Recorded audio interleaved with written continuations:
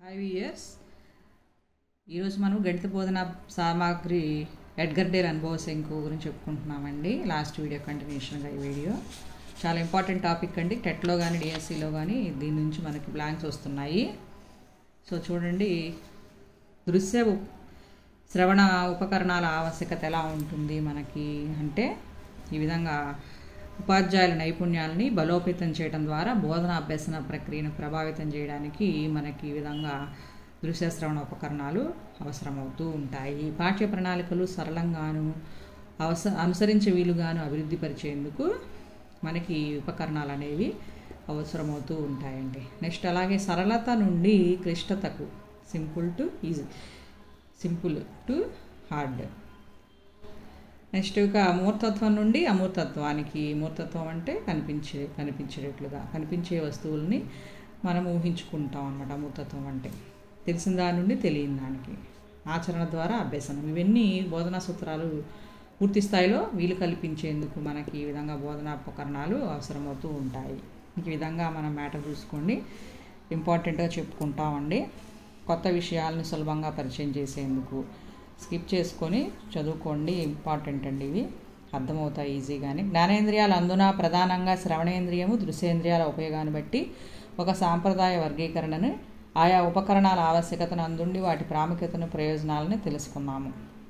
Next వచ్చేసి ఈ విధంగా దృశ్య శ్రవణ ఉపకరణాల ఆవశ్యకత గురించి చెప్పుకుంటున్నామండి. నెక్స్ట్ ప్రక్షేపేతర ఉపకరణాలు.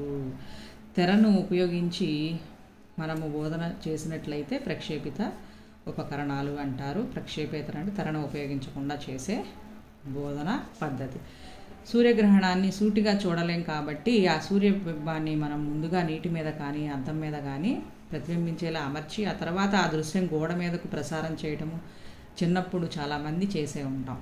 సుమారుగా అదే ప్రక్రియను వాడి కొన్ని యంత్రాలు, తెరలు, కాంతి సహాయంతో మనకు కావాల్సిన చిత్రాలను తెరపై ప్రక్షేపితం చేయడం ద్వారా ఈ రోజుల్లో ఉపాధ్యాయులు పాఠ్యబోధన చేస్తున్నారండి. తర్వాత ట్రాన్స్పరెన్సీలపై బోధనకు అవసరమైన చిత్రాలను గీసి తయారుగా ఉంచుకోవచ్చండి. ఇంకా బహుళ మాధ్యమ ఉపకరణాలను వాడేటప్పుడు లేదా చలనచిత్రాలను, స్థిరచిత్రాలను ప్రదర్శించేటప్పుడు ట్రాన్స్పరెన్సీలను కానీ స్లైడులను కానీ ప్రదర్శించేటప్పుడు ఈ ప్రక్రియనే వాడుతూ ఉంటాము. ఇందుకోసం తప్పనిసరిగా తెర కావాలి. తెర అంటే బట్ట కావచ్చు, గోడ కావచ్చు. అవకాశం ఆధారంగా వివిధ సందర్భాల్లో ఇటువంటి తెరలు ఏర్పాటు చేసి కాంతి ద్వారా ప్రదర్శిస్తున్నప్పుడు బోధన అభ్యసన జరుగుతూ ఉంటాయి. ప్రొజెక్టర్స్ అంటాం అన్నమాట. కానీ ఇవి ఉపయోగించాలంటే యంత్రాలు, వాటి మధ్య యానకంగా కాంతి తప్పనిసరిగా కావాలి. ఆ కాంతిని మనం విద్యుత్ ద్వారా కానీ మరి ఏ ఇతర పద్ధతి ద్వారా కానైనా పొందవచ్చు. తర్వాత చూడండి, ఇంపార్టెంట్ ఇది. స్లైడ్లను ప్రదర్శించడానికి స్లైడ్ ప్రొజెక్టర్లని, ట్రాన్స్పరెన్సీలను ప్రదర్శించడానికి ఓవర్ హెడ్ ప్రొజెక్టర్లని, కాగితాన్ని లేదా అటువంటి అపారదర్శక వస్తువుల్ని ప్రదర్శించడానికి ఒపేక్ ప్రొజెక్టర్ని వాడతాము. ఇక్కడ అపారదర్శక అంటే ఒపాక్యూ సబ్స్టెన్సెస్, ట్రాన్స్పరెంట్ అంటే పారదర్శక. సో ఒపాక్ ప్రొజెక్టర్ని వాడతాం, పేరులోనే ఉంది కాబట్టి ఈజీ గుర్తుపెట్టేసుకోవచ్చు. నెక్స్ట్ ఫిలిం ప్రొజెక్టర్లను వాడి చలనచిత్రాలని, పవర్ పాయింట్ ప్రొజెక్టర్లను వాడి బహుళ మాధ్యమ కార్యక్రమాలు. ఇక్కడ ఫిల్మ్ అంటే చలనచిత్రంలో ఈజీగా అర్థమైపోతుంది. పవర్ పాయింట్ అంటే బహుళ మాధ్యమ కార్యక్రమాలు ప్రదర్శిస్తూ ఉంటాము. ఈ విధంగా విద్యార్థులు పదే పదే వాడుకోవడానికి ప్రక్షేపేతర ఉపకరణాలు ఉపయోగపడుతూ మనము బోధనను సులువుగా చేసుకోవడానికి కూడా అవకాశం ఉంటుంది. కాంతి, తెర, యంత్రాల ద్వారా ప్రక్షేపితం చేయనవసరం లేని ఉపకరణాలు రెండవ రకం అండి. ఈ ఉపకరణాలనే ప్రక్షేపేతర ఉపకరణాలు అంటాము. ఉదాహరణకు మనం నిత్యం తరగతి గదిలో వాడే నల్లబల్ల, చార్టులు, వాస్తవ వస్తువులు, నమూనాలు, వివిధ జామితీయ పరికరాలే ఈ విధంగా కోవకు చెందుతూ ఉంటాయి. ద్విమితీయ, త్రిమితీయ ఉపకరణాల గురించి చెప్పుకుంటే ఇవి సాంప్రదాయక ఉపకరణాలండి. 2 డైమెన్షనల్, 3 డైమెన్షనల్ ఇన్స్ట్రుమెంట్స్. నల్లబల్ల, చార్టులు, పోస్టర్లు, ఫ్లాష్ కార్డులు, పత్రికా వ్యాసాలు, స్థిర చిత్రాలు ఇవన్నీ ద్విమితీయ ఉపకరణాలు అని చెప్పవచ్చు. క్షేత్రగణితాన్ని బోధించడానికి, త్రిమితీయ జామితిని బోధించడానికి ఉపాధ్యాయునికి త్రిమితీయ ఉపకరణాలు. త్రిమితీయ జామితిలో 3 డైమెన్షనల్ జామెట్రీ ఉంటుంది కదా, దాంట్లో ఈ ఉపకరణాలు ఉంటాయి.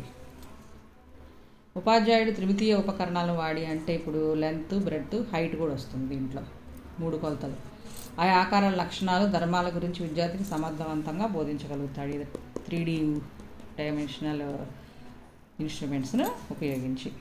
తర్వాత మరి నల్లబల్లపై గీయడం కష్టం కాబట్టి 3వ కొలతను ఊహాజంతు రేఖల ద్వారా మాత్రమే నల్లబల్లపై చూపగలం. జెడ్ యాక్సిస్ ఘనము, దీర్ఘఘనము, స్తూపము, గోళము, శంకువు ద్వారా ఆకారాలను విద్యార్థులతో బంకమట్టితో కానీ కాగితపు మడతలతో కానీ చేయించి వాటి ధర్మాలని పరిశీలించవచ్చండి. సో ఈ విధంగా మనము కొలతలు చూసుకుంటూ విద్యార్థులు ఆయా ఆకారాలను రూపొందిస్తూ ఉంటారు కాబట్టి విద్యార్థులకు అవి తయారు చేస్తున్నప్పుడే అవగతమవుతూ ఉంటాయి. మనసులో బాగా గుర్తుండిపోయే విధంగా ఉంటుంది. 3 డైమెన్షనల్ కానీ 2 డైమెన్షనల్ కానీ ఇన్స్ట్రుమెంట్స్ యూజ్ చేస్తే.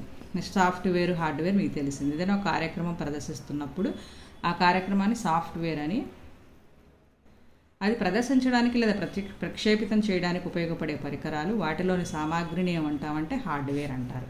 మన కంప్యూటర్కు అందించే సమాచారాన్ని ఇన్పుట్, మనం దానికి ఇచ్చే ప్రోగ్రాము, సమాచారాన్ని జ్ఞప్తిలో ఉంచడం అనేది మెమరీ, మనకు అందించే ఫలితం అవుట్పుట్. వీటికి సంబంధించిన భాగాలు హార్డ్వేర్లో ఉంటాయి.